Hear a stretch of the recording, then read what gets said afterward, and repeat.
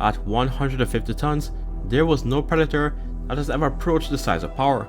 This is blue whale territory we're talking about, so realistically nothing ever has or ever cannot compete the Liopleurodon. Well, that's if it was true.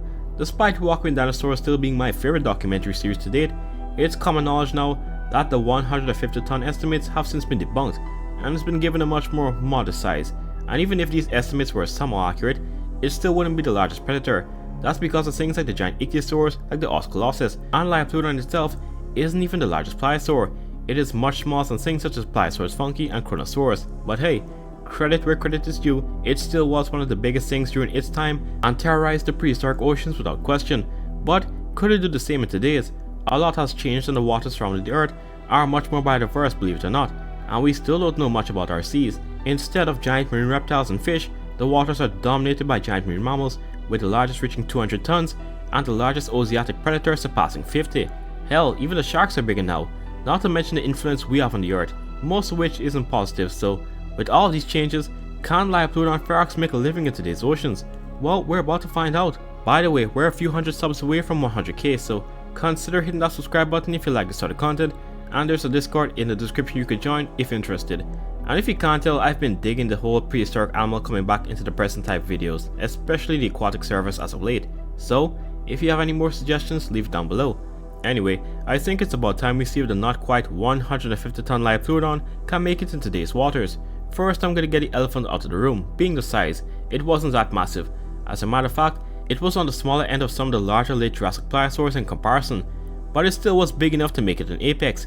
On average, it was around 7 meters and 3 tons, with some reports giving the largest individuals lengths up to 8 and 9 meters and anywhere between 5 and 6 tons, but 5 seems to be the most common number speculated. So it's 30 times smaller than its Walking with Dinosaurs counterpart, but still large enough to make you never want to enter the oceans again. Hell, the creatures it shared the seas with didn't want to live there either. It existed between the middle and late Jurassic, some 166 to 155 million years ago, during the Calavonian to be more specific. And during the middle Jurassic, it was the largest or one of the largest pliosaurs there, up until the start of the late Jurassic, until some of the true giants started to show up. But even so, they did not seem to overlap, as Liopleurodon was almost always found off the shores of Europe, which was very different back then. The oceans were much warmer, and it hunted in more shallow waters compared to its larger relatives, not too far from the reefs possibly. Temperatures rarely dropped below 24 degrees, so Europe's current water wouldn't be the best fit. Now in terms of competition, it had little in its size bracket. There were some fragmentary remains of another pliosaur similar in size but not quite at Liopleurodon's level. Then there was the aquatic crocodilomorph Metriorhynchus, which was adapted to live in salt water, but is topped out in 3 meters, and the sharks also didn't get much bigger during this period. However, when the late Jurassic approached, Liopleurodon was soon overthrown as a top pliosaur by a pliosaur called, well, Pliosaurus. It emerged when Liopleurodon was on its way out. That's more than likely due to the changes in climate and prey that the Pliosaurus coincidentally was better adapted at, and at over 9 tons, it easily dwarfed the Liopleurodon. However, based on the layers, it may have possibly emerged a few million years later when Liopleurodon was fully extinct after being unable to adapt with the current changes. But during its heyday in the middle Jurassic, Liopleurodon was unmatched. Coincidentally, most of these predators during the middle Jurassic, probably aside from the fragmentary pliosaur, would have been prime targets for the Liopleurodon if it could catch them. But more common prey items seem to be ichthyosaurs such as Ophthalmosaurus and pliosaurs like Cryptoclydus, which weighed almost a ton. Some estimates give it the 8 ton range, but most of those have been debunked or are not really held reliable estimates for the time being. It also hunted large fish and cephalopods it could get its jaws around, although some of the fish were way too big. Lead 60s, I'm butchering that, all of you ARK players will know though, was the largest fish to ever exist at over 17 meters long, and it weighed as much as a medium-sized whale.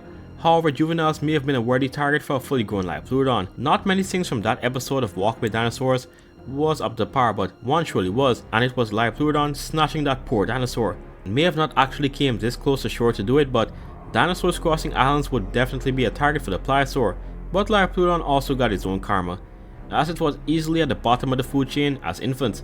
Liopleurodon gave birth to live young, but the best it did for the offspring was to give birth in more shallow areas like near a reef and then dip, and this was a painful 15 years or more to reach adulthood, all while being prey itself to the predators its parents would have hunted. And while there isn't any direct proof such as bite marks in the fossils, it is very likely that Liopleurodon took part in opportunistic cannibalism like many other large marine reptiles, such as the mosasaurs that would soon dominate the Cretaceous, so a subadult wouldn't be off the menu for a hungry adult. But I think you guys get the gist for now, and if I did miss anything, I'll just mention it later on. So right off the bat, we cannot drop this thing where its fossils were found.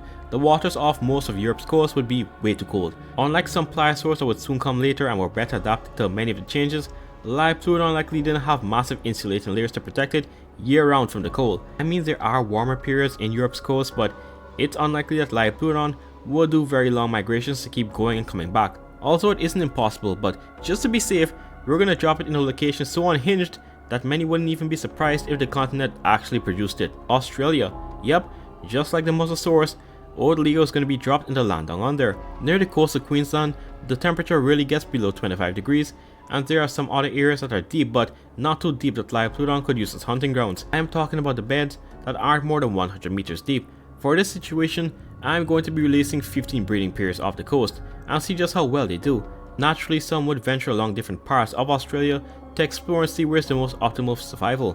Queensland itself isn't a bad spot since there is fish such as tuna and swordfish, although these might be too fast for Liopleurodon unless the ambush is set.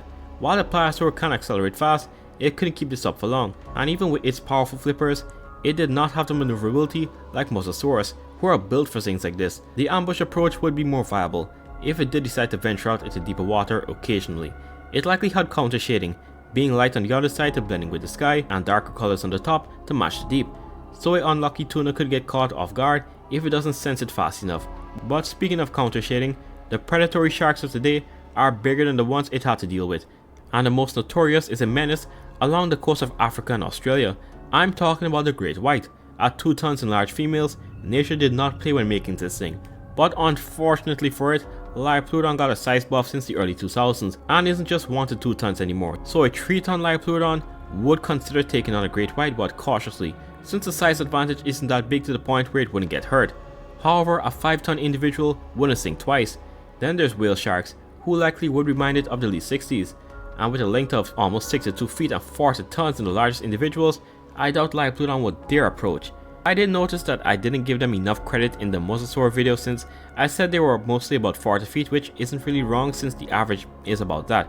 But even now, Liopleurodon likely wouldn't take on a full-grown adult. If it did, it kinda could pull it off because there isn't much the whale shark could do to retaliate, but it would take a while, and like I said, the sheer size alone would be enough to repel any. And speaking of size, the many species of baleen whale are off the menu.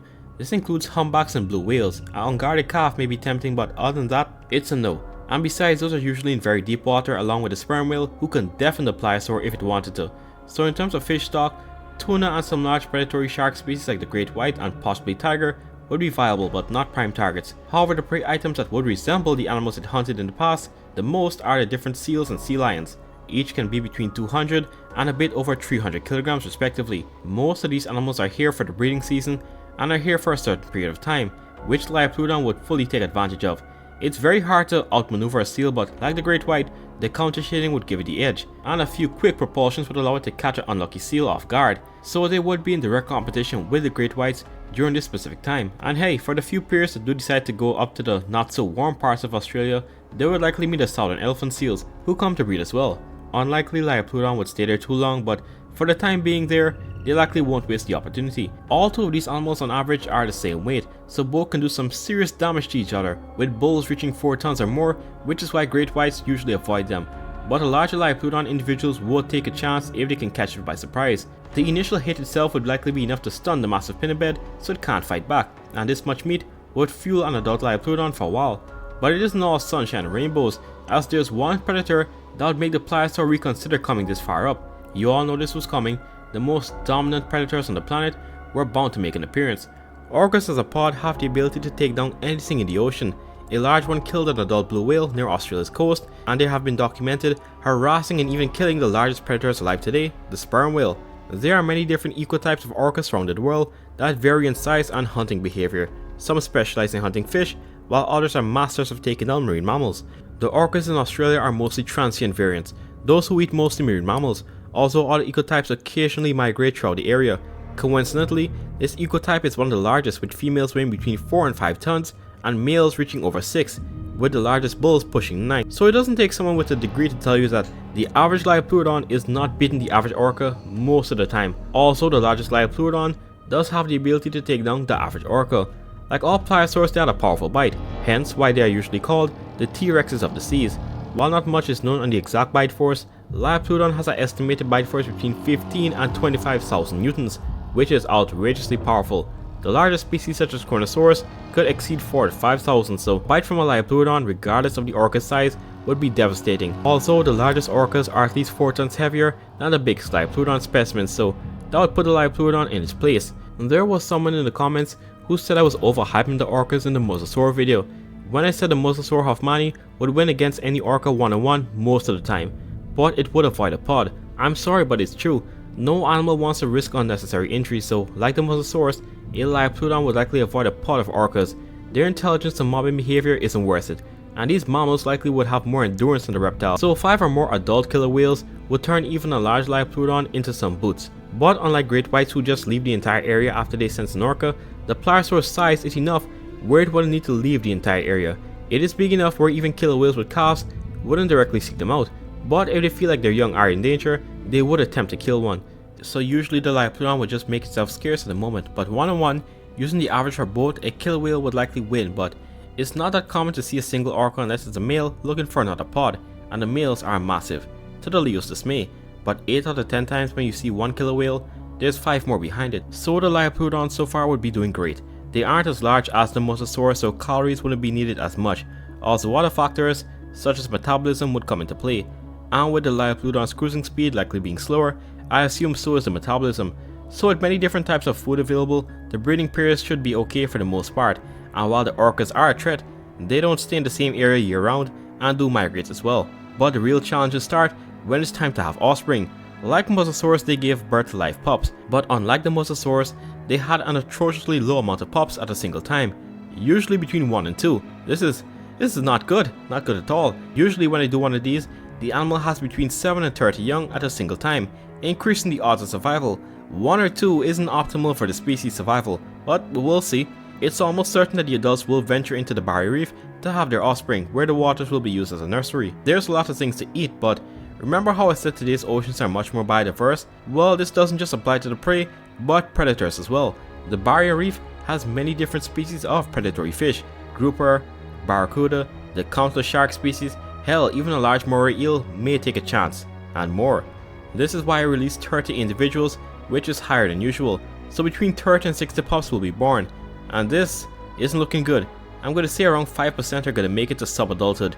During this stage, they're safe from most things, but are still not safe from large great whites, and they wouldn't just stay in the reefs the entire time. They would likely venture out into mangroves when exploring, which is like a nursery itself to fish. However, this now brings them into more close contact with the largest reptile on the planet before they came, the saltwater crocodile.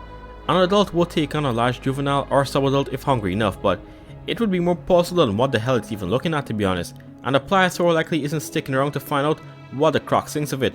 The lifespan for these things is thought to be 30 years old, but some say 50 or more, so it's likely going to take 15 years to reach the 2 to 3 ton range, and likely 20 years or above to even approach the 5 ton mark. During all this time, the original pairs would also make other babies, but they have a gestation period between 7 and 9 months, which is quite long for a reptile, although today we have some that are much longer. The other thing is that unlike other marine reptile species that have been found in different parts around the world, Liopleurodon was exclusively found along Europe's coast, so it likely wasn't a big migrator or didn't have the ability to. So unlike the Mosasaurus, if it couldn't survive Australia's waters, then it's likely cooked, unless it actually could do long migrations. I can't find any sources, but if you guys know any, then let me know in the comments. The animals themselves wouldn't be the only thing Liopleurodon would have to worry about, because of course humans would be a major risk. Fish nets, pollution and oil spills would be an issue, and of course the biggest threat to them is poaching, but the moment its existence is known by scientists, they will classify it as critically endangered and it's going to be illegal to kill them. Also, this hasn't stopped poachers before, but it will at least grant them some more safety. More research will be done into their lives, with some possibly even gathering pups and raising them for a certain amount of time to release them back into the wild when they are bigger, to better their odds of survival. Whether they can survive in a massive holding tank is another question though, but can they survive? I'm gonna say no. This seems like the worst equipped species I've brought back from the past so far. The main thing is their reproductive rate and the amount of pups they have at a single time. very few will reach subadulthood, and even then, things like starvation, disease, competition, and even predation from other Liopleurodon and large modern ocean predators would be a risk. Then of course our influence, who's making things much worse. Actually, we are the biggest threat to them. Our impact alone has caused some coral reefs to reach the point of no return, and who knows how much worse it's going to get in a few decades. But let's say that for some reason or the other, we don't negatively impact the ocean and the seas heal. Could Liopleurodon survive now? Well, I now give them a 50-50 chance. A lot of the young are going to get picked off, but if a few manage to survive adulthood, eventually there could be a sustainable population to keep the species alive, and they will carry on the genes of the strongest individuals that will give them the best odds of survival. And who knows, if we take things even further after many generations, they could develop new adaptations such as a slightly small size and more pronounced flippers that will make them more adept at hunting seals and large fish, while taking them out to direct competition with orcas for the largest prey items. But then of course there's the other 50%, where none of the offspring make it and the adults don't breed enough, leading to the complete extinction of the entire species in under 100 years. But let me know what you guys think. Can the magic Liopleurodon survive in today's oceans, or would its primitive morphology just leave it at a big disadvantage? But that's all for now folks, I'll see you tomorrow.